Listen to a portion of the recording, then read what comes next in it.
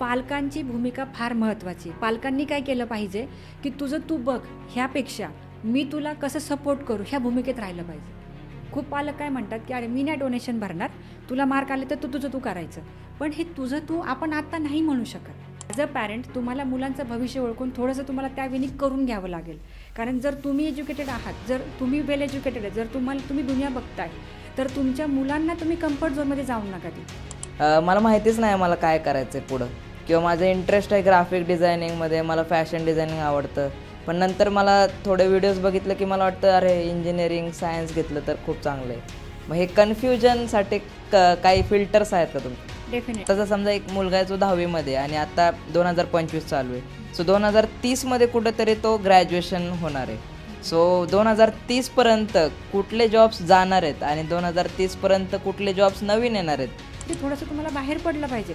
माझ्या घराजवळ कॉलेज आहे BCAचं म्हणून मग मी ते केलं, माझ्या घराजवळ BComचं आहे म्हणून मी ते केलं, असं नका करू.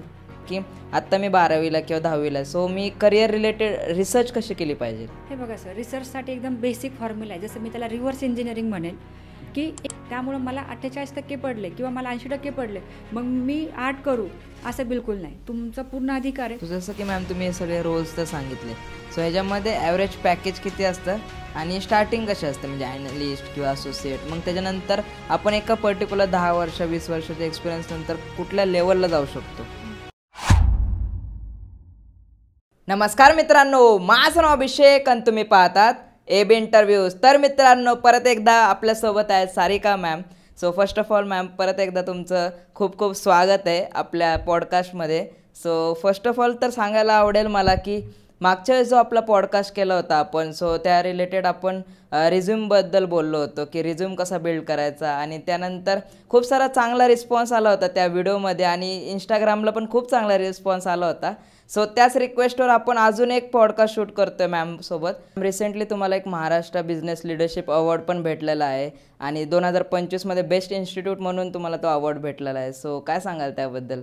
ते एक्सपिरियन्स कसं होतं? म्हणजे रिसेंटली 2च दिवस झाले आय गेस. सो काय सांगाल त्याबद्दल? अगदी करत. पहिली गोष्ट तर खूप खूप धन्यवाद की मला इथं परत एकदा बोलण्याचा चान्स मिळाला आणि तुम्ही इथं बोलवलं, मला माझ्या विद्यार्थ्यांपर्यंत तुमच्या थ्रू पोहोचता येतं, त्याबद्दल खूप खूप छान वाटतं आहे आज. आणि बेसिकली जसं की आपण म्हणतो की अवॉर्ड मिळाल्यावरती कसं वाटतं, तर मला पहिली गोष्ट तर ही सांगायची आहे की हे सगळं श्रेय मला माझ्या स्टुडंटला आणि त्यांच्या पालकांना द्यायचं आहे. कारण त्यांच्यामुळंच मी हे सगळं करू शकले. कारण हे सगळे प्रयत्न करताना कुठेतरी माझ्या प्रयत्नांवरती विश्वास ठेवून तुम्ही सगळेजण नाही का, पुणेरी पॅटर्न म्हणा किंवा आमची जी काही सर्व्हिस आहे ते तुम्ही घेताय.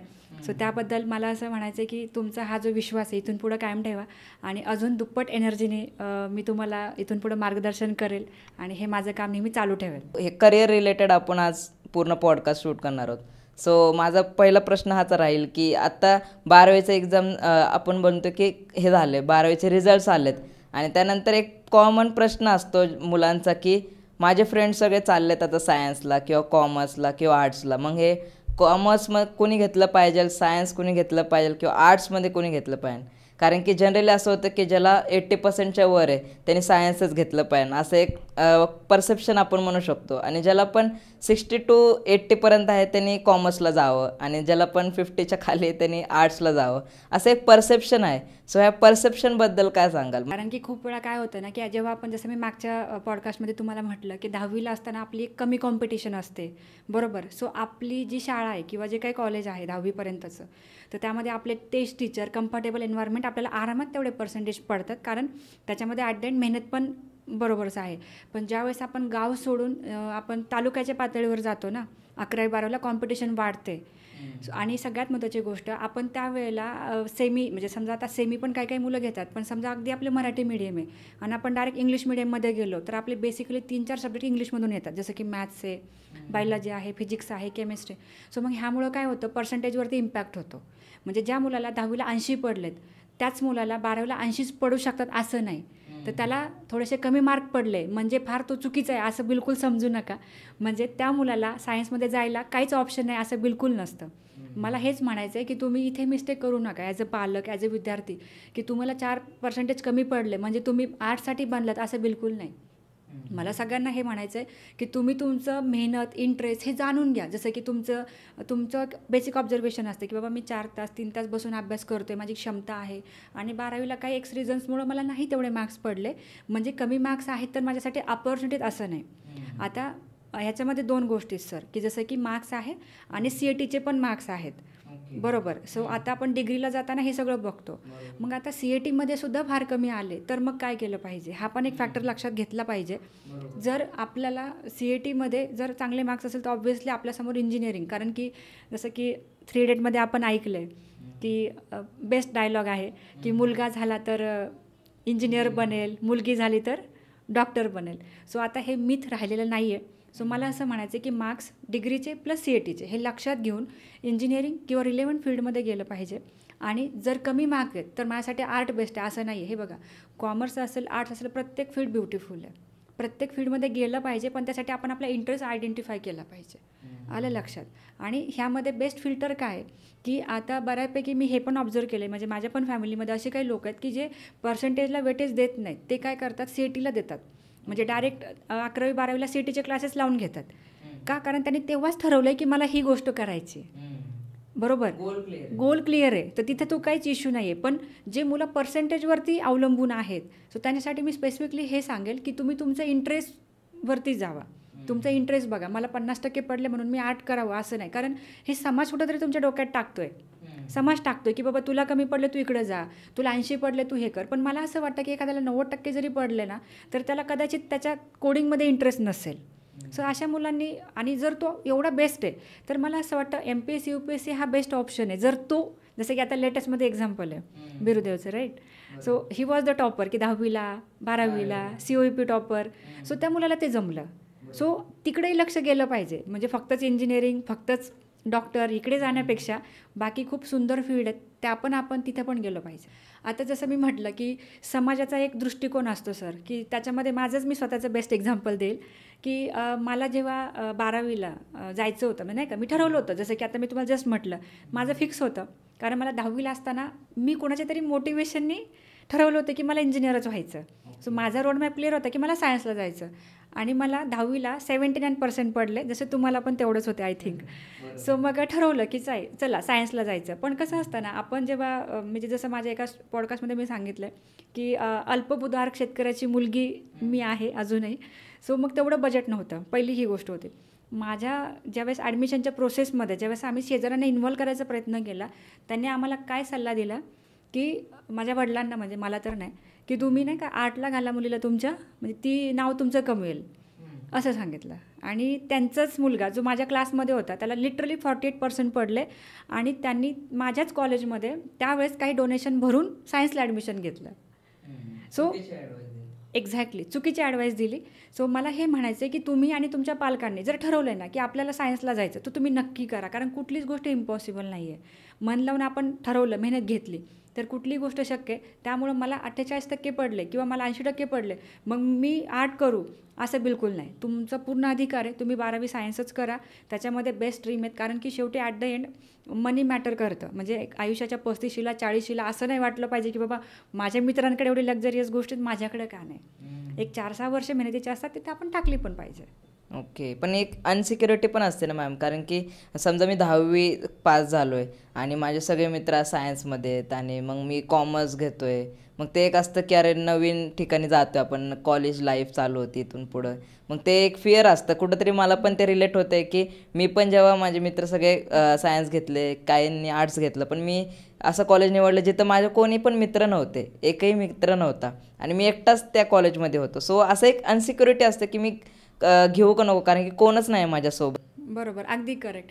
कसं असतं ना, म्हणजे तुम्हाला एक साधं एक्झाम्पल देते की तुम्ही मेंढरं बघितले असतील सर, ते एका दिशेने जेव्हा चालतात तेव्हा सगळे सोबत चालतात, एकाने उडी मारली सगळेच उडी मारतात. मला असं म्हणायचं आहे, हे मेंढर फाळ नाही आहे, हे तुमचं करिअर आहे. तुम्हाला माहिती, कारण तेवढं तुम्ही हुशार आहेत. आज तुमच्याकडे ॲसेट आहेत, मोबाईल्स आहे चांगले, TV खूप चांगले आहेत, कम्प्युटर्स खूप चांगले आहेत, तर तुम्हाला रिसर्च करायला काहीच बंधन नाही आहे. तुम्हाला जर मनातून माहिती आहे ना की नाही मला अकाउंटिंगमध्ये जायचं आहे, मला CA बनायचं, मला पुढं जायचं आहे, तुम्ही डेफिनेटली BCom करा, काहीच प्रॉब्लेम नाही. पण तुम्ही ठरवायचं ही गोष्ट. तुम्ही जगाकडे बघून नका हे करू, कारण ज्या गोष्टीकडे जास्त प्रवाह आहे तिकडे तेवढीच कॉम्पिटिशन आहे. मग त्या कॉम्पिटिशनमध्ये जर तुमचं सेकंड लास्ट नंबर असेल तर काहीच फायदा नाही एवढं सगळं करून. सो मला असं म्हणायचं आहे की जर तुम्ही वेगळं कॉलेज जर तुमच्या फ्रेंडपासून डिटॅच होता तर ही बेस्ट गोष्ट आहे, जसं तुम्ही सांगितले. It is very nice thing. कारण कसं होतं ना की जेवढं जास्त आपण सर्कलच्या कम्फर्टमध्ये राहू ना तेवढं आपण कम्फर्ट झोनला राहतो, आपण मेहनत करणं विसरतो. त्यामुळं दिस इज द बेस्ट पार्ट. आणि सगळ्यात महत्त्वाची गोष्ट स्पेसिफिकली मी तर हेच रिकमेंड करेल की तुमच्या मुलांना पालक म्हणून थोडंसं लांब ठेवा, त्यांना इंडिपेंडेंट होऊ द्या. टाका त्यांना 11वीला 12वीला लांब टाका जरा शाळेला कॉलेजेसला, त्यांना होऊ द्या. त्यांना स्वतः दवाखान्यात जाणं येणं कळलं पाहिजे, स्वतःचा अभ्यास, स्वतःची मेहनत, स्वतःचं खाणं पिणं कळलं पाहिजे. तुम्ही त्यांना एवढ्या स्वतःच्या छत्राखाली ठेवताय आणि परत कंप्लेंट करताय की यार माझा मुलगा काहीच अभ्यास करत नाही. लेट देम अंडरस्टँड की व्हॉट इज द स्ट्रगल. आणि इथूनच जेव्हा कळेल ना तेव्हा पुढे जाऊन ते काहीतरी बनते. आणि ह्याच्यामध्ये तुम्ही आत्ता बोलता एक म्हणले की स्वतःला कळलं पाहिजे, म्हणजे आपल्याला कळलं पाहिजे की मला कशामध्ये इंटरेस्ट आहे किंवा रिसर्च कशी केली पाहिजे. सो माझा हाच प्रश्न राहील की आत्ता मी 12वीला किंवा 10वीला, सो मी करिअर रिलेटेड रिसर्च कशी केली पाहिजे. हे बघा सर, रिसर्चसाठी एकदम बेसिक फॉर्म्युला आहे, जसं मी त्याला रिव्हर्स इंजिनिअरिंग म्हणेल. की एक नॉर्मल आपण जर बघितलं भारतासारख्या देशामध्ये तर त्यातली त्यात महाराष्ट्र स्टेट आत्ता आपण जिथे आहोत पुण्यामध्ये, सो हे बघणं फार इझी आहे की बाबा कुठल्या कंपनीज जास्त आहेत. ॲट द एंड तुम्ही जे काय करता त्यापेक्षा हे महत्त्वाचं की त्याला जॉब्स आहेत की नाही. हे सगळं कशासाठी करतो आहे आपण, एका चांगल्या जॉबसाठी, बरोबर. सो सगळ्यात जास्त मार्केट कुठल्या गोष्टीचं आहे म्हणजे फील्ड, जसं की मेकॅनिकल फील्डला जास्त ओपनिंग्ज आहेत का, किंवा लाँग टर्मला जॉब आहे का, IT ला आहे का, सिव्हिलला आहे का, केमिकलला आहे का, हे बघणं फार सोपं आहे. कारण आपल्यासमोर गुगलसारखा प्लॅटफॉर्म आहे जिथं आपण बघू शकतो की नियर बाय कंपन्या किती आहेत. सो मला हेच म्हणायचं आहे की नंबर ऑफ पर्सेंटेज तुम्ही जेव्हा काढाल ना त्यावेळेस तुम्हाला मॅक्झिमम काउंट जो भेटेल तुम्ही तिथे जा. ह्याला रियालिटीला धरून चालणं म्हणतात. एक्झॅक्टली, रियालिटी चेक आहे. कारण मी आज तुम्हाला असं म्हणेल की नाही तुम्ही ITत जा किंवा तुम्ही मेकॅनिकलमध्ये जा, तुम्ही काय म्हणणार मॅम आता त्याला कुठं मार्केट आहे.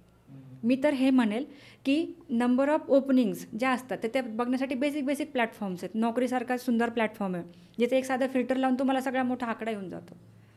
पार अगदी ChatGPT यूज करू शकता. नंबर ऑफ वेज आहेत तिथं तुम्हाला कळतं की बाबा ह्या गोष्टीसाठी ओपनिंग्ज आहेत का, त्या गोष्टीसाठी आहे का. तुम्ही हे रिव्हर्स इंजिनिअरिंग करा आणि मग त्या गोष्टीत रिस्क घ्या.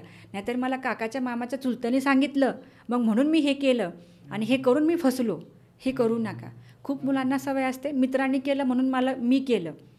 बऱ्याच लोकांना सरळ आता काही मुलींचं मी एक्झाम्पल दे, जसं माझ्याकडे काउन्सिलिंगला खूप मुली येतात. मग मी BSc केलं कारण जवळ होतं कॉलेज, मी हे केलं मी ते केलं. अरे पण तुम्ही ते केलं पण तुम्हाला पुढं काय. सो हे बघा, कारण शेवटी त्या गोष्टीने तुमचे जे काही 3-4 वर्ष जाणार आहे डिग्रीसाठी तर ते खरंच फ्रुटफुल ठरतात का. कारण आत्ता जे धब्बा लागला कॉलेजेसला की बाबा प्लेसमेंट्सच नाही आहेत, ह्या जाण्यासाठी तुम्ही पण रिस्पॉन्सिबल आहेत का. कारण तुम्ही पण त्या गोष्टी चूज केल्या पाहिजे, तुम्ही पण ठरवलं पाहिजे नाही मला हे करायचं. मग त्यासाठी थोडंसं तुम्हाला बाहेर पडलं पाहिजे. माझ्या घराजवळ कॉलेज आहे BCAचं म्हणून मग मी ते केलं, माझ्या घराजवळ BComचं आहे म्हणून मी ते केलं, असं नका करू. तुम्हाला जर मनापासून माहिती आहे ना की नाही बाबा ह्या गोष्टीला मला पुढं जाऊन जॉब चांगला मिळणार आहे, तुम्ही थोडंसं मग तालुका लेवलला जावा, तिथे त्या पातळीवर जा, तिथे एखादं कॉलेज असेल चांगलं, तुम्ही थोडंसं कम्फर्ट झोनच्या बाहेर जा, असं मी सांगेन. की मला माहितीच नाही मला काय करायचं आहे पुढं, किंवा माझं इंटरेस्ट आहे ग्राफिक डिझायनिंगमध्ये, मला फॅशन डिझायनिंग आवडतं, पण नंतर मला थोडे व्हिडिओज बघितलं की मला वाटतं अरे इंजिनिअरिंग सायन्स घेतलं तर खूप चांगलं आहे. मग हे कन्फ्युजनसाठी काही फिल्टर्स आहेत का तुमचे. डेफिनेटली. हे बघा, आजकाल जगात अशी कुठलीच कंपनी नाही की ती चान्स देत नाही. सो मी ह्याच्यामध्ये बेस्ट एक्झाम्पल देईल इंटर्नशिप्स. मग त्या कुठल्याही क्षेत्रामध्ये अवेलेबल असतात. तुमचं सिव्हिल जरी असेल तरी पण असतं, IT असेल तरी आहेच आहे, किंवा मेकॅनिकलमध्ये सुद्धा इंटर्नशिप्स आहेत. तर मी काय म्हणेल की तुम्ही जेव्हा 11वीला आहात एवढा टाईट अभ्यास नसतो, त्यावेळेस तुम्ही इंटर्नशिप सुरू करून द्या. ऑनलाईन करा, ऑफलाईन करा, ह्या गोष्टी तुम्ही करायला सुरुवात करा. ज्यावेळेस तुमच्याकडं ॲट द एंड 1-2-3 इंटर्नशिप्स असतील ना त्यावेळेस तुम्हाला पिक करायला इझी जाईल की बाबा ह्या इंटर्नशिपमध्ये मला इंटरेस्ट वाटला मग मी ते जाऊ, मला ह्या इंटर्नशिपमध्ये थोडासा कमी इंटरेस्ट वाटला मी इकडं नको जायला. हे लिटमस टेस्ट करणं फार गरजेचं आहे. आपला प्रॉब्लेम काय होतो, आपली डिग्री झाल्यावर आपण जागे होतो, कारण तेव्हा घरचे आपल्याला म्हणतात की अरे एवढा खर्च झाला लाखो रुपये आता मला कमवून दे. पालकांची भूमिका फार महत्त्वाची. पालकांनी काय केलं पाहिजे की तुझं तू बघ, ह्यापेक्षा मी तुला कसं सपोर्ट करू ह्या भूमिकेत राहिलं पाहिजे. खूप पालक काय म्हणतात की अरे मी नाही डोनेशन भरणार, तुला मार्क आले तर तुझं तू करायचं. पण हे तुझं तू आपण आत्ता नाही म्हणू शकत. तुमचा मुलगा किंवा मुलगी जोपर्यंत कमवायला लागत नाही तोपर्यंत तुम्ही त्यांची साथ नाही सोडली पाहिजे. मेन प्रॉब्लेम तिथं आहे. आलं लक्षात. त्यामुळे मला काय वाटतं पर्सनली की कुठल्याही मुलीला तुम्ही बर्डन टाकलं नाही पाहिजे की बाबा तुला कमी मार्क आले, त्याला डिमोटिवेट नाही केलं पाहिजे. कारण कमी मार्क म्हणजे तो मुलगा वाईट आहे किंवा हुशार नाही असं होत नाही. ठरत नाही. एक्झॅक्टली. कारण माझ्यासमोर असे किती एक्झाम्पल आहेत की काही लिटरली आर्ट्स बॅकग्राऊंडचे मुलं आहेत, आता ते खूप छान IT मध्ये सेट झालेत. कारण भरपूर ऑप्शन्स आहेत. लाईक IT म्हणजे फक्त कोडिंग आहे असं नसतं, मल्टिपल ऑप्शन्स असतात त्यांना. डेटा जसं आपलं बोलणं झालं, डेटा रिलेटेड एक्सेलमध्ये तुम्ही करू शकता. सुरुवात शून्यापासून पण करता येते, तो प्रॉब्लेम नाही. पण तुम्ही तुमच्या मुलाला त्याच्या टर्निंग पॉईंटमध्ये जर सपोर्ट नाही केलं तर तो ते ना मग नंतर पुढं काही इन्व्हेस्ट करायचा पण विचार नाही करत. मुलगा काय म्हणतो मग, नाही बाबा मम्मी पप्पा म्हणतात एज्युकेशनला लय खर्च झाला, तुझं तू बघ. मग ह्या सगळ्या चक्रव्यूहात त्या मुलाच्या डिग्रीनंतर 1-2 वर्ष वेस्ट होतात. त्यापेक्षा 11वी-12वीलाच इंटर्नशिप केलं पाहिजे की जर ॲज अ स्टुडंट किंवा ॲज अ पॅरेंटचं स्ट्रगल जर तुम्हाला माहिती की बाबा आपले पॅरेंट कष्टाने कमवतात आहेत, आपल्याला डिग्रीला जेमतेम पैसे देतात आहेत ते, सो तुमचं हे काम आहे की नाही मला शिकायचं रिटर्न इंग्लिश. म्हणजे हे लक्षात ठेवा की तुम्हाला तुमच्या जॉबचा पहिला मेल स्वतःला लिहिता यायला पाहिजे. असं नाही होता कामा नये की तुम्ही कोणाला तरी विचारताय, हे होता कामा नये. कधी पण इंटरव्ह्यूला गेला तर तुम्हाला at least tell me about your self डोळे झाकून सांगता यायला पाहिजे. ह्या गोष्टी महत्त्वाच्या आहेत. त्यानंतर मग लँग्वेजेस आल्या किंवा तुम्ही एक एक्सपेरिमेंट करून बघू शकता. 1-2-3 महिने तुम्ही एखादी लँग्वेज शिकू शकता. ही झाली लिटमस टेस्ट की बाबा मला जमतं आहे का. पण लिटमस टेस्ट अशी होता कामा नये की बाबा मी एखादी गोष्ट बघितली आणि मला आले नाही. ती कशी पाहिजे की मी एखादी गोष्ट बघितली, आता मी इम्प्लिमेंट केली आणि मग आता मला जमते का. That is the correct way. कारण तुम्हाला तिथं काम करायचं आहे, तिथे तुम्हाला पेपर नाही सॉल्व करायचा. डिग्रीमध्ये ह्या गोष्टी मागं पडण्याचं मेन कारण काय, कारण डिग्रीमध्ये प्रत्येकाला स्वतःचे विषय काढायचे आहेत, बरोबर. हा मेन प्रॉब्लेम आहे. प्रत्येकाला असं वाटतं नाही मला डिग्री काढायची, मला डिग्री घ्यायची आहे. प्रत्येकाचं एक ड्रीम असतं की मला युनिव्हर्सिटी किंवा त्या युनिफॉर्ममध्ये मला फोटो काढायचा आहे. पण त्या फोटोनंतर खरी रिॲलिटी समोर उभी राहते ती जॉबची. सो मग तिथे प्रॉब्लेम होतो. त्यापेक्षा आधीपासूनच ह्याचं जर तुम्ही प्रिपरेशन प्रॉपरली केलं किंवा मनामध्ये ठेवलं की नाही यार मी बाहेर पडलं तर मला पहिला जॉब मिळालाच पाहिजे, त्यासाठी तुम्हाला हे सगळं म्हणजे तयारी करावंच लागेल. म्हणजे इव्हन शिकायला पण लागेल किंवा इंटर्नशिप म्हणा किंवा स्पोकन इंग्लिश, रिटर्न इंग्लिश हे सगळं करावंच लागेल तुम्हाला. आणि तुम्ही जसं सांगितलं की पॅरेंट्स पण खूप सपोर्टिव्ह असणं खूप गरजेचं आहे. सो प्रत्येकालाच मॅम सपोर्टिव्ह पॅरेंट्स भेटतील असं नाही आहे. खूप पॅरेंट्स मी बघतो की आज ते फोर्स करतात मुलांना की नाही तू डॉक्टरच बनायचं. तरी मुलांचे पण एक आपण म्हणू शकतो कंप्लेंट असते की पॅरेंट्स मला फोर्स करतात, मला माझं आवडतं करिअर निवडून देत नाहीत. सो पॅरेंट्ससाठी काय सांगाल. त्यामध्ये ना 2 बाजू आहेत. पहिली बाजू मुलांची आहे की बाबा त्यांचा इंटरेस्टही महत्त्वाचा आहे. पण त्यासाठी प्रॉब्लेम कुठं होतो की अनालिसिस. कुठल्याही गोष्टीला जेव्हा तुम्ही ॲज अ मुलगा किंवा मुलगी म्हणून हट्ट करता की मला ही गोष्ट करायची, त्याला बेस काय, बरोबर. उगाच फक्त कुणाचं तरी बघितलं यूट्यूबवरून मी फेमस झालो, कोणीतरी मी पाहिलं आणि झालं असं नाही. त्याला तुम्ही पॅरेंट्ससमोर गोष्ट नक्की ठेवा, पण त्याला बेस असू द्या. लाईक जसं की आपण म्हणतो की पॉलिटिशियन्स एखादी गोष्ट स्टेट करतात तर त्याला बेसच नाही, मग ती गोष्ट सिलीच्याला ती निघून जाते. पण एखाद्या गोष्टीला जेव्हा बेस असतो ना तर त्यानंतर तुम्हाला किती पण अपोनंट असू द्या तुम्ही ते करणारच, लक्षात आलं. त्यामुळे त्याला बेस असू द्या. सो दुसरी भूमिका पालकांची. आता पालकांबद्दल मी तुम्हाला एक बेस्ट एक्झाम्पल देते. जसं तुम्ही मागे आमिर खान यांचा मूवी बघितलाच असेल, दंगल. त्या मूवीमध्ये काय दाखवलं आहे की त्यांच्या मुलींना ते कुस्तीसाठी प्रिपेअर करतात, बरोबर. त्या मुलींच्या रिअल टाईम इंटरव्ह्यूजमध्ये त्यांनी काय सांगितलं की त्यावेळेस आम्हाला असं वाटायचं की आमचे आईवडील आमच्यावर फोर्स करतात, पण आता आम्ही एक लक्झरियस लाईफ जगतोय.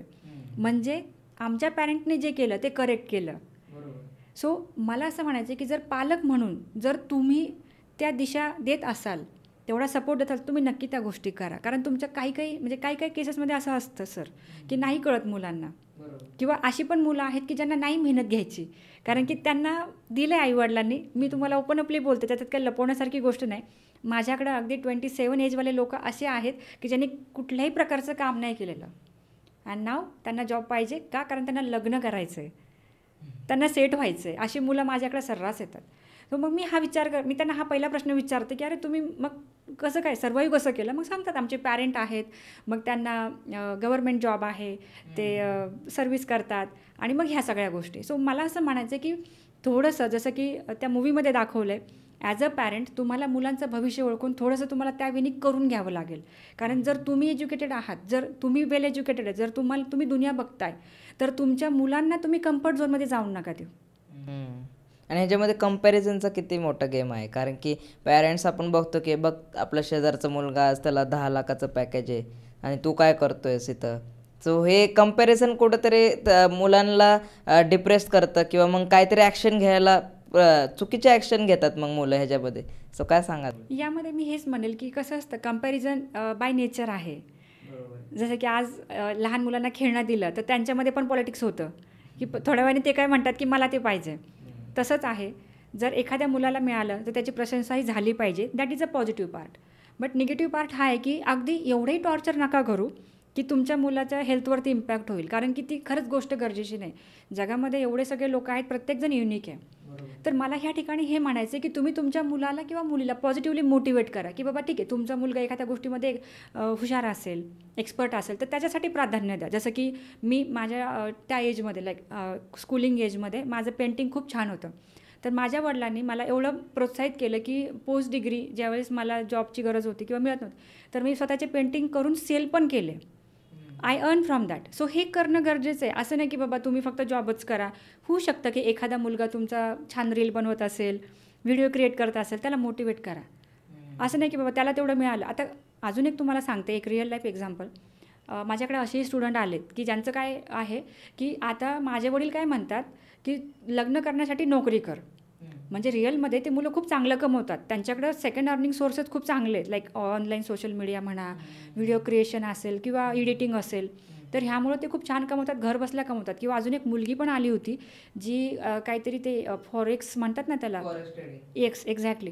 तर ती करून तिने काहीतरी तिला 4 लाख रुपये पर मंथ सॅलरी ते कमवायची करते. पण आता जेव्हा ते लग्नाचं चाललं आहे ना, तर मुलाचं किंवा मुलीचं असं म्हणणं आहे की आम्हाला जॉब करणारे पाहिजेत किंवा असं घरी बसून नाही. म्हणजे मला असं म्हणायचं आहे की इथं पण पॅरेंटचा रोल फार महत्त्वाचा आहे की जर तुमचे मुलं लाखो रुपये आत्ता कमवत असतील ना, तर त्यांना पॉझिटिव्हली सपोर्ट करा. जॉब म्हणजे फक्त बाहेर जाणं येणं ह्याला जॉब नाही म्हणू शकत. आत्ता मार्केट खरंच शिफ्ट झालं आहे. सो जर तुमचे मुलं घर बसल्या एवढं चांगलं अर्निंग करत असेल तर नक्कीच ते काहीतरी चांगलं करतात. त्यांना मोटिवेट करा, त्यांना सपोर्ट करा.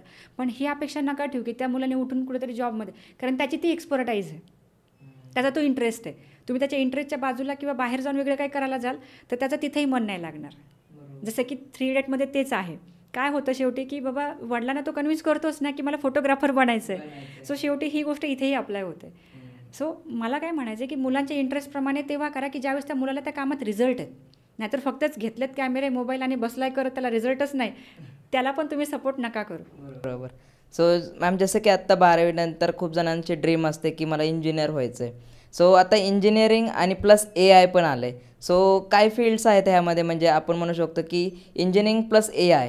सो असे कुठते वेगळे वेगळे फील्ड्स येतात इंजिनिअरिंगमध्ये? सो सर, यामध्ये मी एक पहिला मुद्दा महत्त्वाचा हा मांडेल की ज्यावेळेस आपण स्ट्रीम सिलेक्शन करतो तर त्यामध्ये ही गोष्ट लक्षात घेतली गेली पाहिजे. स्पेसिफिकली जर तुम्ही फॉरेन जॉबसाठी बघणार आहेत भविष्यात, समजा आत्ता आपण जॉब करण्यासाठी प्रिपरेशन करायचे किंवा स्ट्रीम निवडायची आहे आणि जर तुमचं ड्रीम असं असेल ना की मला फॉरेनला लँड व्हायचं आहे भविष्यात 10 वर्षानंतर, तर फॉरेनच्या इंडस्ट्रीमध्ये ज्या डिग्रीजला मान्यता आहे त्याच डिग्री करा.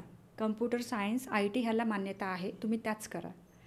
आणि ह्यासाठी डोंट बिलीव्ह ऑन मी, तुम्ही स्वतःही रिसर्च करू शकता. पण अशा डिग्रीला जाऊच नका की ज्या डिग्रीला मान्यता नाही आहे. म्हणजे if you are showing it as a BE IT then it is valid, कारण ती पुरातन काळापासून गोष्ट आलेली आहे. पण if it is showing it as a BE AI engineer किंवा अँड डेटा सायन्स, तर ती जर व्हॅलिड तिकडे नाही तर तुमची डिग्री व्हॅलिड नाही आहे. सो ही गोष्ट फार इम्पॉर्टंट आहे, सगळ्यांनी ही गोष्ट नोट करा. महत्त्वाची गोष्ट, बऱ्याच ठिकाणी आता असं चाललं आहे की AI डेटा सायन्सला खूप व्हॅल्यू आहे म्हणून वेगळंच काहीतरी चाललं आहे, म्हणजे युनिव्हर्सिटीज रजिस्ट्रेशन चालू आहे, पण ते अजूनपर्यंत आलेलं नाही मार्केटमध्ये. तर त्यामुळं मी काय म्हणेल की अशा डिग्रीजला तुम्ही जा की ज्या डिग्रीजला मान्यता आहे. बाकी दुसरी गोष्ट कशी आहे की जसं की मेकॅनिकल, केमिकल, फार्मसी, तर ह्यामध्ये जॉब्स आहेत का हे बघूनच करा. कारण की माझ्याकडे असा एवढा मोठा क्राऊड येतो ना सर डेली की मॅम फार्मा झालं आहे, आता मी काय करू, कारण त्यांचे जॉब आहेत I think out of Maharashtra, Gujarat location like that. They can't move. आता मुलगी एखादी जिने बी फार्मसी केलं ती जाऊन करणार काय 13,000वरती गुजरातला? हा मेन प्रॉब्लेम आहे. त्यामुळे हे बघणं गरजेचं आहे की बाबा ठीक आहे, जॉब जरी आहेत एवढे पर्सेंटेज, पण त्याचे लोकेशन्स काय आहेत, बरोबर. तर ही गोष्ट महत्त्वाची. काही ठिकाणी आता ॲग्रिकल्चर फील्ड पण खूप चांगलं आहे. सो तिथे पण थोडंसं करणं गरजेचं आहे. नाही तर प्रत्येकजण उठसूट इकडं जॉब करतोय, मग त्या जॉबमध्ये बरंच 12,000 मिळतात, त्याचाही काही अर्थ नाही. त्यापेक्षा बेटर गोष्टी तिकडे. सो त्या गोष्टी जसं की ॲग्रिकल्चर फील्ड वगैरे आता भरपूर डेव्हलपिंग आहे आणि त्याच्यामध्ये सुद्धा AI की लाईक ठीक आहे तुम्हाला AI ला जायचं आहे ना तर तुम्ही करा. आणि AI म्हणजे काय सर की बेसिक गोष्टी जसं की तुम्ही एखादं काम करताय, त्याला तुम्हाला अजून कुठल्या तरी टूलची हेल्प घ्यायची इझी करण्यासाठी, जसं की ChatGPT बेस्ट एक्झाम्पल आहे, त्याची तुम्ही हेल्प घेऊ शकता. बरोबर, कॉन्टेंट क्रिएशनला हेल्प करेल तुम्हाला किंवा कोड जनरेशनसाठी हेल्प करेल. सो ह्या गोष्टी करणं गरजेचं आहे. जनरेटिव्ह एआयचा अर्थ काय होतो ना सर, की तुम्हाला एखादी गोष्ट ऑटोमेट करण्यासाठी एखादं तुम्हाला ॲप्लिकेशन म्हणा किंवा एखादं तुम्हाला API डेव्हलप करायचं आहे, तर ते तुम्हाला बनवायला ते हेल्प करतं. पण मला हे म्हणायचं की जर तुम्हाला डेव्हलप व्हायचं आहे, कारण कसं आहे ना सर, ह्युमन ब्रेन हा कितीतरी पटींनी स्मार्ट आहे AI सुद्धा. सो तो जास्त डेव्हलप करणं गरजेचं आहे, हे विसरता कामा नये. आणि उरली गोष्ट स्ट्रीमची, जसं की आता आपण बोललो, तर स्ट्रीममध्ये सुद्धा प्रॉपर तुम्ही अनालिसिस करणं गरजेचं आहे. एखादी मुलगी ती सिव्हिलला जाऊच शकत नाही का, कारण ती साईटवर काय करणार जाऊन, तिच्यासाठी ते फिजिबल जॉब नाहीच आहे. तर ते मुलांनी केलं तर ओके. मेकॅनिकल इंडस्ट्री, तिथंमध्ये काय मुली एका लेवलला काय करू शकतात, लक्षात एखाद दुसऱ्या असतात की त्या करू शकतात, नाही असं नाही. त्या व्यतिरिक्त बाकी पण खूप साऱ्या फील्ड्स आहेत, तिथं गेलं पाहिजे. आणि आपल्याला हे कळालं पाहिजे की जर मी ही फील्ड किंवा मी ही स्ट्रीम चूज करते आहे, तर मग त्या फील्डमध्ये मला काय टाईपचा जॉब मिळेल, तो इन ऑफिस असेल का वर्क फ्रॉम असेल का ऑन साईट असेल, हे गरजेचं आहे. सो मॅम, जसं की तुम्ही सांगितलं की फ्युचर जे जॉब्स आहेत, जे कोडिंग वगैरे, सो माझा एक प्रश्न आहे की आत्ता जे आपण म्हणतो की कोडिंग आहे, पायथॉन लँग्वेज आहे किंवा मशीन लर्निंग, सो हे सारे जे आत्ता येतं आहे की खूप स्कोप आहे, पण खरं तर आत्ता रिसेंटली आपण बघितलं की कॅनवाने एक असं फीचर लॉन्च केलं ज्याने एक क्लिकवर वेबसाईट बनते, एक क्लिकवर पूर्ण ॲमेझॉनसारखी वेबसाईट बनते. सो काय रिॲलिटी आहे मॅम? मग असं तुम्ही म्हणताय की कोडिंगला खूप स्कोप आहे, पण इकडे आपण बघतोय तर रिॲलिटीमध्ये की एका क्लिकवर वेबसाईट बनते, मग कोडरची काय गरज आहे? अगदी करेक्ट. सो सर, मी तुम्हाला एक बेस्ट एक्झाम्पल देईल. जसं इन्फोसिस फाउंडेशन तुम्हाला माहिती आहे, सुधा मूर्ती, नारायण मूर्ती यांचं आहे. सो 1900मध्ये ज्यावेळेस 1990ला ज्यावेळेस कोड जनरेटर आलं होतं ना, त्यावेळेस त्यांचं हे स्टेटमेंट होतं की अरे, लोकांचं होतं की बाबा आता सगळंच रिप्लेस होणार, आता जॉबच नाहीत डेव्हलपर्सचे. सो त्यावेळेस त्यांचा असं रिस्पॉन्स होता पब्लिकला किंवा प्रेसला की ह्याच्या आधीही अशा खूप साऱ्या गोष्टी येऊन गेल्यात, काहीच इम्पॅक्ट होत नाही. कारण कसं असतं ना सर, की AI आहे किंवा कुठलीही गोष्ट एका लिमिटनंतर तुम्हाला रिस्पॉन्स नाही करू शकत. त्याचं बेस्ट एक्झाम्पल आहे की समजा एखादा क्लायंट आहे आणि त्याला तुम्हाला बेसिक काहीतरी द्यायचं आहे, बेसिक, तर तुम्ही ते करू शकता आरामात. म्हणजे पॅलिंड्रोमचा कोड असेल, प्राईम नंबर असेल, तुम्ही तो जनरेट करू शकता, तुम्ही देऊ शकता. बट जर तुमचा क्लायंटचा डेटाबेस हा 1000 लोकांचा आहे, त्याच्यामध्ये एवढ्या कंडिशन्स आहेत आणि त्या कंडिशन्सनंतर तुम्हाला हे लूप लावायचं आहे, तर ते ChatGPT किंवा AI देऊच शकत नाही, कस्टमाइज करूच शकत नाही आपण, कारण तुम्ही देणार काय. सो जे बेसिक काम आहे, म्हणजे जे आपण सिली वर्क म्हणतो, बेसिक मेल रायटिंग असेल किंवा छोटे कोड, ते तुम्हाला आरामात मिळतात, कारण त्याच्याकडे त्याचे आन्सर्स आहेत.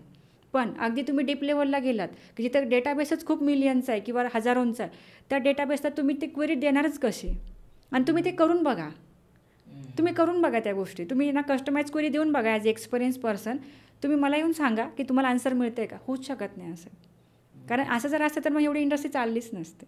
सो ह्या गोष्टी आहेत, तर त्या छोट्या गोष्टीला हेल्प करण्यासाठी त्यांनी 100% रिप्लेसमेंट कधीच होऊ शकत नाही. आणि बेसिकली मी तुम्हाला हे पण एक बेस्ट एक्झाम्पल देईल की जसं की बँकिंग साईट आहे एखादी, ठीक आहे, बँकिंग असेल किंवा फायनान्स असेल, ज्याच्यावरती कस्टमरचा डेटा फार प्रायव्हेट असतो, तर तिथे तर अगदी वॉच घेऊन जायलाही परमिशन नसते, साईट तर 100% ब्लॉक्ड असतात. सो तुमचा ब्रेन किती डेव्हलप करतो ह्याच्यावरतीच तुमचं डेव्हलपमेंट असते. माझा एक फ्रेंड आहे मुंबईचा, तो पण हेच करतो, मी त्या फील्डमध्ये काम करतो. तर त्याने मला सांगितलं, अरे तिथं काहीच अलाउड नाही, इनफॅक्ट त्यांना शूज पण अलाउड नाहीत.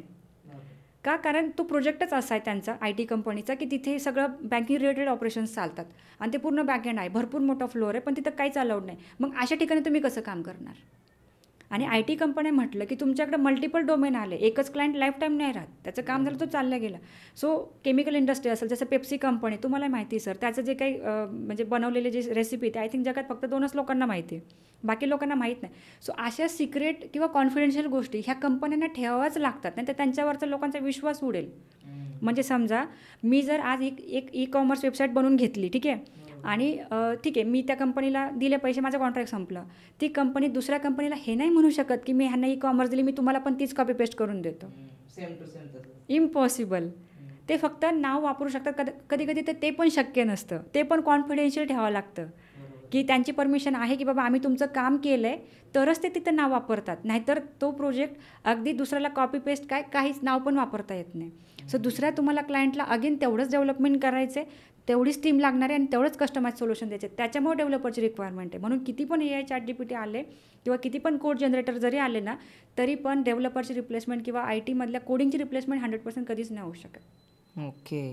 सो मॅम जसं की आत्ताचे जे मुलं आहेत ते 10वीमध्ये आहेत किंवा 12वीमध्ये आपण पकडूया. सो आत्ताचा समजा एक मुलगा आहे जो 10वीमध्ये आणि आता 2025 चालू आहे. सो 2030मध्ये कुठंतरी तो ग्रॅज्युएशन होणार आहे. सो 2030पर्यंत कुठले जॉब्स जाणार आहेत आणि 2030पर्यंत कुठले जॉब्स नवीन येणार आहेत, हे त्याच्याबद्दल काय सांगाल? आता याबद्दल जर बोलायचं झालं तर मला हेच सांगायचं आहे की जसं आपण सगळे ऐकतोय की AIला खूप ट्रेंड आला आहे किंवा डेटा सायन्सला खूप जास्त आता आहे मार्केट चालू, तर मला हे म्हणायचं आहे की तुम्ही ना ह्या 5 वर्षांमध्ये अशा काही गोष्टी शिका आणि एक माइंडसेट तुमचा हा बनवा की नाही यार, मला जर रिटेन करायचे किंवा मला जर सर्वाईव्ह करायचे माझ्या इंडस्ट्रीमध्ये, तर मला अपग्रेड हे करणंच करणं आहे. जर तुम्ही 5 वर्षांमध्ये ह्या मेंटॅलिटीमध्ये बसलात ना की नाही मला एका डेटाबेसवरती काम करायचं आहे, मला एक्सेलवरती करायचं, तुमचं काहीच नाही होणार. तुम्हाला जर रिटर्न करायचं आहे किंवा तुम्हाला चांगलं पॅकेज कमवायचं आहे, तर त्यासाठी तुम्हाला लँग्वेजेस शिकावंच लागतील, टूल्स शिकावं लागतील, डेटाबेसेस शिकावं लागतील. कारण की हे सगळं अपग्रेडेशनवरती चालतं. म्हणजे फ्युचर स्कोप हा स्वतःवरती जास्त अवलंबून असतो सर, इंडस्ट्रीवरती फार कमी अवलंबून असतो. कारण इंडस्ट्रीला काय तुम्ही नाही दिलं तर स्किल सेट कदाचित दुसरा कोणीतरी देईल. जसं की मी बेस्ट एक्झाम्पल देईल. आता हे 5 वर्षांची गोष्ट जी चालली त्याच्यामध्ये बेस्ट एक्झाम्पल हे की 1900 साली जेव्हा कम्प्युटर्स पहिल्यांदा इन्व्हेंट झाले होते, तर त्यावेळेस गव्हर्नमेंट ऑफिसेस सगळे डॉक्युमेंटवरती चालत होते. प्रोसेस फार लेंदी होती आणि गव्हर्नमेंट ऑफिसेसमध्ये असं अचानक सांगितलं गेलं की आता तुम्हाला उद्यापासून कम्प्युटरवरती काम करायचं आहे, बरोबर.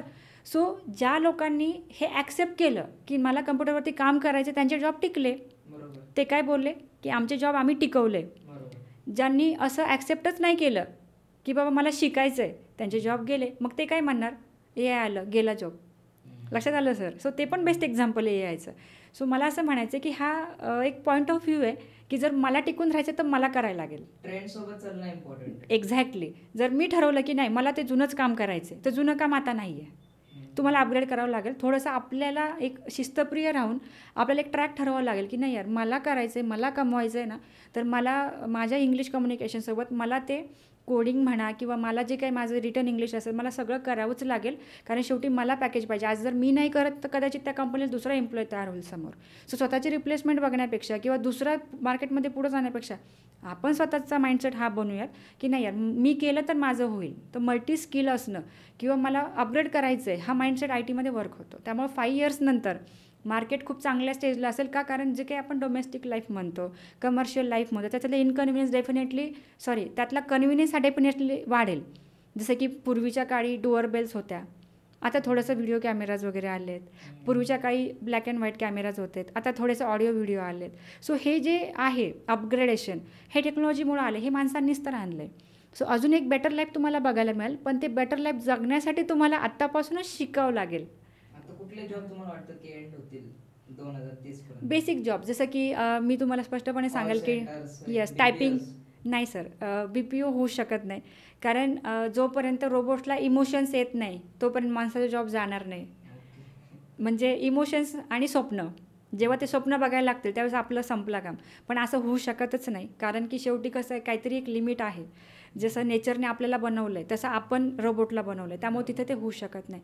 आणि स्पेसिफिकली बोलायचं जर झालं तर आजही आपलं जे बोलणं आहे कम्युनिकेशन आहे तर ह्याची रिप्लेसमेंट कोणीच करू शकत नाही. म्हणजे जर आज आपण दोघंजण बसून बोलतो आहे, जर आपल्याऐवजी जर रोबोट्स असते कदाचित पब्लिकला आवडणार नाही, ते हे करतील. आता तुम्हाला पण फोटो व्हिडिओ बघायला मिळत असेल AI जनरेटेड. एक व्यक्ती म्हणून आपल्याला काय वाटतं, भावना वाटत नाही त्या फोटोबद्दल का, कारण कळतं लगेच हे AIचं आहे. सो इथे लिमिटेशन आहे. अजूनही लोकांच्या बोलण्याला प्रिफरन्स देतात, बघण्याला प्रिफरन्स देतात. त्यामुळे ज्या जॉब्सवरती तुमची डिपेंडन्सी आहे जसं की बोलण्यासाठी किंवा इमोशन्स अंडरस्टँड करण्यासाठी सपोर्टचे कामं, याच्यामध्ये रिप्लेसमेंट कधीच नाही येणार. बेसिक कामं जसं की कंटेंट क्रिएशनमध्ये टायपिंग आलं, त्याचे रिप्लेसमेंट होऊन जाणार पूर्ण, ते राहणं. सायबर कॅफे राहिलेले नाही आहेत आता. सो जे म्हणजे डॉंकी वर्क जे आहेत ते सगळे चालले जाणार आहेत. स्पेसिफिकली जर एखादं टूल आलं आहे जसं की ऑटोमेशन आलं तर त्यावेळेस मॅन्युअलचे जॉब गेले. तसं आहे. एखादं टूल आलं की जे इझिली करतंय तर ते त्याच्यामध्ये तुमचं मॅन्युअलवाला जॉब जाणार. आता मोबाईल्स खूप छान आलेत, ॲपलचे फोन आलेत, सो कदाचित ती रिप्लेसमेंट हळूहळू होत चालली. म्हणजे हार्ड कॉपीमध्ये फोटो आजकाल कोणी घेत नाही. सो अशा टाईपचे जॉब की ज्याच्यामध्ये इन्व्हेन्शन येत चाललं ते डेफिनेटली ते रिप्लेस होणार. आपलं एकच काम आहे की ज्या गोष्टी आपल्याला आता मार्केटमध्ये माहिती पडतात की नाही आपल्याला हे शिकलं पाहिजे, त्या गोष्टी करणं फार गरजेचं आहे. आणि जसं की हायरार्कीबद्दल मी बोलेल, जे 3 लेयर असतात वर्क करण्याचे. एक बेसिक लेयर असतो, एक मिडल लेयर आणि एक हाय क्लास असतो, ज्याच्याकडे लिडरशिप क्वालिटीज आहे. तो कधीच रिप्लेस नाही होऊ शकत, कारण तो क्लास पूर्ण कंपनीला ड्राईव्ह करतो. ठीक आहे. आणि जो बॉटमचा क्लास आहे ज्याच्यामध्ये सगळे लोक येतात, जसं की ऑफिस बॉय असेल, प्लंबर असेल, तुमचं सगळे असतील, त्यांचं काम कधीच रिप्लेस नाही होणार. कारण शेवटी ना अफोर्ड करता आलं पाहिजे. आज एखादा रोबोट आहे की जो की ऑफिसच्या सगळ्यांना चहा पाणी देतोय, पण त्या रोबोटची कॉस्टच जर 25,000 असेल तर ती कंपनी अफोर्ड नाही करणार. इंडियामध्ये व्यक्तीची कॉस्ट फार कमी आहे. सो ही एक पॅरामीटर आहे. मधला लेअर जो आहे, जसं की त्याच्यामध्ये आपण एक्झिक्युटिव्ह लेवल बघतो किंवा एक सिनियर लेवल बघतो. सो त्या लेअरला थोडंसं रिप्लेसमेंटसाठी थोडंसं घाबरून राहावं लागेल. का? कारण की तेच आहे की तुम्ही ह्या भ्रमात राहू नका की नाही बाबा मी असं हे करतोय. तुम्हाला जेव्हा कळेल की आता जसं तुम्ही सांगितलं कॅनव्हा आलं तर तुम्हाला ते शिकावंच लागेल. तुम्ही हे म्हणू शकत नाही की नाही बाबा मी याच्यातच करतो, माझं हे असं आहे. म्हणजे तुम्ही तुमचं नाही म्हणू शकत, कारण आता सगळेच हुशार झालेत, टेक्नॉलॉजी फार नेक्स्ट लेवलला गेली. सो आपल्याला अपग्रेड करत राहावं लागेल, तेव्हा आपल्याला ते जॉब मिळवता येतील. ओके. सो मॅम, जसं की तुम्ही खूप सारे टर्म सांगितले ए आयमध्ये, की डेटा ॲनालिस्ट असेल किंवा मग डेटा सायन्स असेल किंवा software tester, front end developer. So हे सगळे टर्म्स तर सगळ्यांना माहिती आहे की हे बाबा बूम येणार आहेत, पुढं मार्केटमध्ये खूप फ्युचर आहे ह्याला. पण हे नेमकं असतं काय आणि हे काय काम करतात ॲक्च्युअलमध्ये, जॉब रोल ह्यांचा काय असतो, त्यांचे डेली रिस्पॉन्सिबिलिटीज कोणते असतात, त्याला स्किल्स कोणते लागतात, हे पूर्ण डिटेलमध्ये काय सांगाल? करेक्ट. सो बघा, आता मी डेटा सायन्सपासून सुरुवात करेल. आता डेटा सायन्स जो व्यक्ती म्हणजे त्या जॉब रोलवरती जो असतो त्याचं बेसिकली डेटावरती वर्क असतं, बरोबर. मग डेटा कुठल्या टाईपचा असतो? कस्टमरचा असेल, क्लायंटचा असेल, समजा झोमॅटोसारखी कंपनी डिलिव्हरी बॉयचा असेल, वेंडरचा असेल, हॉटेलचा असेल, हा सगळा डेटा असतो. आणि मग डेटा मॅनेज करण्याचं काम डेटा सायन्स करतो. मॅनेज नाही म्हणू शकत आपण, डेटा मॅन्युप्युलेशन म्हणू शकतो. डेटा ऑलरेडी त्यांच्याकडे आहे, तुम्हाला मॅन्युप्युलेट करायचं आहे, कसं करायचं आहे. की फॉर एन एक्झाम्पल, की डेटा सायंटिस्टचं काम कसं असतं की आज समजा झोमॅटोसारखी कंपनी आहे, ठीक आहे. आज त्यांना कळलं की अरे आज खूप पाऊस झाला, जसं काल खूप पाऊस झाला पुण्यामध्ये, तर ते काय करतात, मग जे स्पेसिफिक रेट असतात त्यांचे, तर त्यांना माहिती आहे आता लोक ऑफिसमध्ये बसलेत, घरी बसलेत, पावसामुळे बाहेर नाही पडू शकत, ते ऑर्डरच करणार. आणि मग क्रेविंग तयार होते आपल्याला ॲज अ ह्युमन की बाबा आता आपल्याला वडापाव खायचा आहे, भजी खायचं आहे. अशा गोष्टींच्या रेट्स ते वाढवतात किंवा डिलिव्हरीचे रेट वाढवतात. मग हे सॉफ्टवेअर जनरेटेड असतं आपल्याला असं वाटतं, पण ते तसं नाही आहे. हे डेटा सायन्सचं काम आहे, डेटा सायंटिस्टचा रोल असतो की जो एवढा हुशार दिमाग तिथे वापरतो की आता मला ह्या गोष्टीचा रेट एवढे वाढवायचे आहेत. सेम गोष्ट ओला उबरसाठी अप्लाय होते सर, तुम्ही एक्सपिरियन्स केला असेल. जेव्हा वादळ वारं येतं किंवा स्पेसिफिकली खूप पीक टाईम असतो, सकाळी 9 किंवा 10 की ऑफिसला यायचं आहे लोकांना, कॅब बुक होणारच. मग त्या केसमध्ये जो रोज जातो ना, तो आज 100 रुपये देतो, ते एखाद्या दिवशी ना 120 रुपये देतो. का? कारण त्याला माहिती, त्याच्या डोक्यात की आज गर्दी जास्त आहे, रश जास्त आहे. पण हे असं नसतं. हे डेटा सायन्सचं काम आहे. म्हणजे डायरेक्टली तुम्ही कंपनीला रेव्हेन्यू जनरेट करून देत आहे. लक्षात आलं? म्हणजे ते तुमचे नोटिफिकेशन असतील, ॲपमधले चेंजेस असतील, त्याचा रेव्हेन्यू ग्रोथ असेल, हे सगळं. आणि हे प्रत्येक इंडस्ट्रीला अप्लाय होतं. जसं की एखादा अजिबात नाही, हे सगळ्या इंडस्ट्रीला अप्लाय होतं. म्हणजे समजा एखादा स्टोअर असेल कपड्यांचा, तर त्यांचं बेसिक गोष्टी असतात की नाही बाबा माझं स्टोअर पूर्ण ऑल ओव्हर इंडियामध्ये 50 स्टोअर आहेत माझा हा टर्नओव्हर आहे, मला एवढा टर्नओव्हर पाहिजे. मग त्यामध्ये ह्यांची टीम वर्क करते. सोल्युशन आर्किटेक्ट रिक्वायरमेंट घेतो, बरोबर. तो काय करतो, प्रोजेक्ट मॅनेजरला तो रिक्वायरमेंट देतो आणि सांगतो की एवढे लोक घे आणि ह्याच्यामध्ये एवढ्या लोकांना एवढं काम. म्हणजे त्याच्यामध्ये डेटा अनालिसिसचं जे काम असतं तर ते डेटाला अनालिसिस करणं असतं. मग त्याकडं एक स्पेसिफिक टाईपचा डेटा येतो, कस्टमरचा असेल, क्लायंटचा असेल, की मग तो कस्टमर बिहेवियर अनालिसिस करतो की त्या कस्टमरने कुठल्या वेळेला काय काय बाय केलं आहे आणि त्या कस्टमरचं काय म्हणजे हे आहेत फीचर्स आहेत, जसं की ती लेडीज आहे का, मॅरिड आहे का, बेबी आहे का, मग त्यांनी काय काय प्रॉडक्ट घेतले, मग त्याला ते नोटिफिकेशन द्यायचं किंवा त्याला त्या स्टोअरला इन्व्हिटेशन द्यायचं. आलं लक्षात? मग ह्यानी काय होतं की बिझनेस ग्रो होतो. मग हे जर डेटा मिलियनचा असेल तर हे शक्य आहे का नॉर्मल एक्सेलवरती? हे शक्य नाही आहे. त्यासाठी तुम्हाला प्रॉपर पायथॉनही वापरायचं आहे, कारण एन नंबर ऑफ क्वेरीज तुम्हाला रन करायचे आहेत. तुम्हाला SQL पण यायला पाहिजे, तुम्हाला पॉवर BI पण यायला पाहिजे, म्हणजे तुम्हाला सगळंच माहिती पाहिजे. त्याशिवाय तुम्ही डेटा सायंटिस्टचं काम करू नाही शकत. डेटा इंजिनियरचा पण तोच रोल असतो. ज्या ठिकाणी डेटा आहे त्या ठिकाणी आपण आता बघा इन्स्टिट्यूट लेवलला किंवा ऑनलाईन तुम्हाला जे काही भेटतं तर त्याच्यामध्ये लय बेसिक असतं. डिलीट अपडेट, रीड, क्रिएट एवढेच ऑपरेशन असतात. पण ज्यावेळेस तुम्ही रिअलमध्ये काम करायला जाता ना, त्याच्यामध्ये ना तुमच्या क्वेरीज 15 लाईनच्या असतात, कारण तो रिअल टाईम डेटा असतो. आलं लक्षात? तर त्यामुळं हे जे डेटा सायन्सचे लोक आहे, डेटा अनालिस्टचे लोक आहे, किंवा जे आपण फायनान्शियल अनालिस्ट म्हणतो किंवा बिझनेस अनालिस्ट म्हणू शकतो, तर ह्यामध्ये डेटाला अनालिसिस करून मॅनिप्युलेट करून त्या बिझनेसला revenue in terms of revenue growth देणं हे त्यांचं काम असतं. आणि प्रोग्रामिंग लँग्वेज पाहिजे. त्यानंतर तुम्हाला डेटाबेसेसमध्ये ना दुसरे म्हणजे 1-2-3 तरी जास्त माहिती पाहिजेत. कारण आज तुम्हाला हे माहीत नाही की समजा आता मला SQL येतं, यू कांट से की मला SQLवरती पाहिजे. समोरच्या कंपनीत Oracle असेल, तो यायला पाहिजे. एखाद्या कंपनीत Power BI असेल. सो तुम्हाला 2-3 तरी चांगले डेटाबेसेस माहिती पाहिजे. त्याशिवाय म्हणजे हे आणि तुम्ही मना नाही करू शकत. कारण की कसं आहे, समजा तुम्हाला एक माहिती तुम्ही दुसरे पण शिकू शकता, ह्या गोष्टी आहेत. सो ह्याच्याशिवाय तुम्हाला पुढं नाही जमत. आणि मॅथमॅटिकल ऑपरेशन्स पण पाहिजेत, मॅथ्स यायला पाहिजे. कारण की विदाऊट मॅथ्स तुम्ही काय क्वेरीज करणार, तुम्ही लायब्ररीज कशा वापरणार, तर ह्या गोष्टी फार गरजेच्या आहेत. सॉफ्टवेअर टेस्टर किंवा डेव्हलपमेंट, हे बघा आता जे डेव्हलपमेंट होतं तोच सॉफ्टवेअर टेस्टर टेस्ट करतो. आता बघा डेव्हलपमेंटमध्ये मॅक्झिमम टाईम रिक्वायरमेंट कशा असतात की फॉर एक्झाम्पल की जगामध्ये जेवढे बिझनेसेस सुरू होतात तर एक बिझनेस ओनर पहिली इन्व्हेस्टमेंट वेबसाईटसाठी करतो. त्याकडे एवढे फंड्स नाही आहेत बाबा की तो डायरेक्ट ॲप बनवेल. मग ॲपमध्ये पण अँड्रॉइड असेल, iOS असेल, भरपूर ॲप्स असतात किंवा क्रॉस प्लॅटफॉर्म असेल. क्रॉस प्लॅटफॉर्मची प्राईस सगळ्यात जास्त असते. पण कारण की मग एकदा साईट बनवली की मल्टिपल डिव्हायसेसवरती चालणार आहे, ऑब्व्हियसली बिझनेस वाढणार आहे, बरोबर. पण एवढं बजेट जर बिझनेस ओनरकडे नसेल तर तो काय करतो, आधी एक वेबसाईट बनवतो, ठीक आहे. मग वेबसाईटसाठी डेव्हलपर आलाच, बरोबर. आता वेबसाईट बनली तर खरं, पण मग ती जर ॲज पर कस्टमर रिक्वायरमेंट नसेल तर तो कस्टमर लूज होऊ शकतो. मग सॉफ्टवेअर टेस्टर आला, तो टेस्ट करणार की ॲज पर रिक्वायरमेंट आहे का. मग त्याच्यामध्ये स्पेलिंग मिस्टेक येतं, बटन येतं, छोट्या गोष्टी असतात, सगळं काही टेस्ट केलं गेलं पाहिजे आणि मग ते कस्टमरला डिलिव्हर होतं. आलं लक्षात? मग त्याच्यामध्ये पण एक टेस्टर जो आहे तर त्याचा काय रोल आहे की फक्त टेस्ट न करता तुम्ही प्रॉपर त्याला रिपोर्ट केलं पाहिजे आणि हे मेकश्युअर केलं पाहिजे की ती गोष्ट करेक्ट आहे का आता, आणि मग ते डिलिव्हरीला पुढं जाते. मग त्याच्यानंतर क्लाउडचा रोल येतो, मग ती डिप्लॉय होते, मग तिथे क्लाउड इंजिनियर येतात. मग ते पण as per customer requirement deployment असतं. असं नाही की बाबा क्लाउड प्लॅटफॉर्म बनाया आहे ते तुम्ही कसा यूज करा, नाही. मग त्याच्यामध्ये तुम्ही कस्टमरच्या डेटाबेसवरती ते करणं किंवा त्याच्यानंतर तुम्ही ते वर्किंग एन्व्हायरमेंटमध्ये ठेवणं, मग पुश करणं कोड, ह्या भरपूर गोष्टी आहेत. आलं लक्षात? सो बेसिकली कसं असतं की जर तुम्हाला डेव्हलपर बनायचं आहे तरीसुद्धा तुम्हाला प्रोग्रामिंग लँग्वेज येणं गरजेचं आहे. त्याच्यामध्ये तुम्हाला मॅथमॅटिक्स येणं गरजेचं आहे. तुमचं ॲप्टिट्यूड म्हणजे सगळ्यात महत्त्वाचं, तुमचं लॉजिकल प्रॉब्लेम सॉल्विंग स्किल खूप चांगलं पाहिजे. तुम्हाला फक्तच कोड येतो म्हणजे तुम्ही 50 लाईनचा कोड लिहिला आणि तुमचं फक्त हॅलो वर्ड प्रिंट होतं तर काहीच उपयोग नाही. तुम्हाला कळलं पाहिजे की मला 3 लाईनमध्ये लिहायचं आहे. मग हे 3 लाईनवरती तुम्ही कधी येऊ शकता 50चं, ज्यावेळेस तुम्ही प्रॅक्टिस कराल.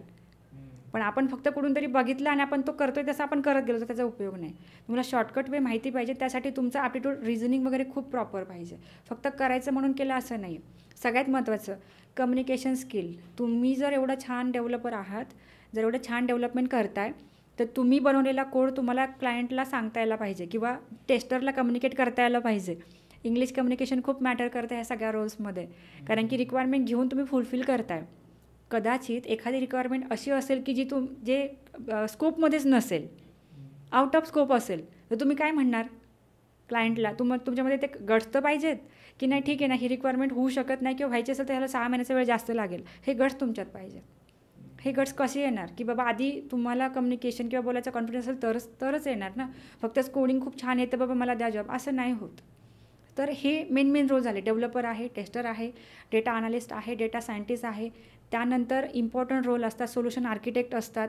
त्यांचं काम क्लायंट रिक्वायरमेंट घेऊन ते टीममध्ये डिस्ट्रीब्यूट करणं असतं. हा रोल फार महत्त्वाचा.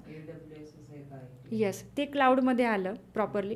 क्लाउड म्हणजे काय की मल्टिपल कंपन्यांचे स्टोरेज प्लॅटफॉर्म आहेत ऑनलाईन. जसं की एखादा डेटा आहे तो आपण नॉर्मल सर्व्हरवरती ठेवला लोकलला तर तिथेच राहिला. पण जर तुम्हाला असं वाटतं की नाही माझी वेबसाईट 24/7 लाईव्ह पाहिजे, ती कधीच डाऊन नाही पाहिजे, कारण जर तसं झालं तर माझा बिझनेस लॉस होऊ शकतो. फॉर एक्झाम्पल ॲमेझॉन, पूर्ण जगभरात ॲमेझॉनचा सेल होतो. 5 मिनटासाठी जर साईट बंद असेल ॲमेझॉनची तर काय होईल? त्यांचं खूप मोठं नुकसान होईल. कदाचित आपल्याला मोजता येणार नाही एवढा मोठा आकडा असेल त्यांच्या नुकसान होण्याचा. त्यामुळं अशा वेबसाईटला सपोर्ट करणारे लोक असतात बॅकएंडचे, डेटाबेस हँडल करणं, सर्व्हर, त्याला डाऊन न होऊन देणं, हा रोल त्यांचा असतो. सो जसं की मॅम तुम्ही हे सगळे रोल्स तर सांगितले, सो ह्याच्यामध्ये ॲव्हरेज पॅकेज किती असतं आणि स्टार्टिंग कशी असते, म्हणजे ॲनालिस्ट किंवा असोसिएट, मग त्याच्यानंतर आपण एका पर्टिक्युलर 10 वर्ष 20 वर्षाच्या एक्सपिरियन्स नंतर कुठल्या लेवलला जाऊ शकतो, काय सांगाल? हे बघा, त्याच्यामध्ये सुरुवातच जर करायची झाली ना तर कंपनी टू कंपनी डिफर करतं. म्हणजे तुम्हाला सुरुवातीलाच MNC मिळाली तर MNCचे स्टार्टिंग पॅकेजेस हे 2.5-3 लाखापासून सुरुवात होते, बरोबर. सो मग त्याच्यामध्ये CTC एक प्रकार असतो. मग CTCमध्ये तुम्हाला हातात किती मिळते. आता एखाद्या मुलाला 27,000 पगार आहे पण हातामध्ये 22च मिळतो, कारण बाकीचा PF म्हणा किंवा काही प्रोफेशनल हे सगळं कट होऊन जातं. सो हा एक पार्ट असतो. मग त्याच्यामध्ये तुमचे L1 L2 L3 L4 round असतात. ते क्रॅक झाले तर तुम्हाला तेवढं पॅकेज मिळतं. पण समजून चला की जर तुमच्यासोबत असं घडतं की नाही, तुम्हाला ते राऊंडच क्रॅक होत नाही आहेत आणि एखादी स्टार्टअप किंवा एखादी चांगली कंपनी तुम्हाला डायरेक्ट इंटरव्ह्यू 1-2 राऊंडमध्ये घेते, त्या केसमध्ये समोरची कंपनी तुम्हाला सुरुवातीला एक 3-4 महिने प्रोबेशनवरती ठेवते. एक 15-20 हजार तुम्हाला सॅलरी देईल ती, आणि मग काय बोलेल की बाबा तुम्हाला आता मी प्रोबेशनवरती ठेवतो, तुमचा परफॉर्मन्स मी बघतो आणि 6 मंथ्स नंतर तुम्हाला ऑन रोल करतो, म्हणजे काय पॅकेज ऑफर करतो. सो जो व्यक्ती ॲटलिस्ट एक 2-3 लाखापासून ॲज अ डेटा अनालिस्ट किंवा डेटा सायन्स म्हणा जे काही सुरुवात किंवा डेव्हलपमेंटला करेल, त्याला एक 7-8 इयर्स नंतर नक्कीच 10 लाखाच्या वरती पॅकेज मिळतं. पण एक गोष्ट महत्त्वाची की आत्ता जॉब घेताना जे स्किल सेट आहेत त्या स्किल सेटवरती तेवढं पॅकेज नाही मिळणार. You have to upgrade. तुम्ही असं नाही म्हणू शकत की बाबा मला 5 वर्षानंतर त्या स्किलवरती द्या, तुम्हाला अपग्रेड. आणि काही काही लोक आहेत असे जे माझ्याकडे येतात आणि ते म्हणतात मॅडम 7 वर्ष झाली मला एवढाच पगार. मग मी म्हणते स्किल पण तेवढेच आहेत ना सर. मी काय बोलू मग. सो हे गरजेचं आहे. आता काही काही मुलं काय म्हणतात मॅडम मला रिॲक्ट नाही येत, मला HTMLच येतं. अरे पण HTMLला पगार नाही ना जास्त. सो ज्या ठिकाणी तुम्हाला जास्त सॅलरी मिळेल ना तर ते तुम्ही शिकलं पाहिजे. हे कांट से की नाही बाबा मला नाही, मला पगार तर पाहिजे, मला नाही येत, असं नाही. सो जर तुम्हाला एक लक्झरियस लाईफ जगायचं आहे आणि जर तुम्हाला एक 7-8 वर्षानंतर चांगल्या ठिकाणी फ्लॅट गाडी वगैरे घ्यायची, तर तुम्ही माइंडमध्ये हेच ठेवा की तुम्हाला सुरुवातीला जरी कमी मिळालं तरी तुम्हाला अपग्रेड करत राहायचं आहे. AMLच्या जे काही अल्गोरिदम्स आहेत ते इंडिपेंडेंटली लिहायला शिकायचे, जेणेकरून तुम्हाला समोरची कंपनी 7-8 लाख किंवा 10 लाखापर्यंत देईल असं.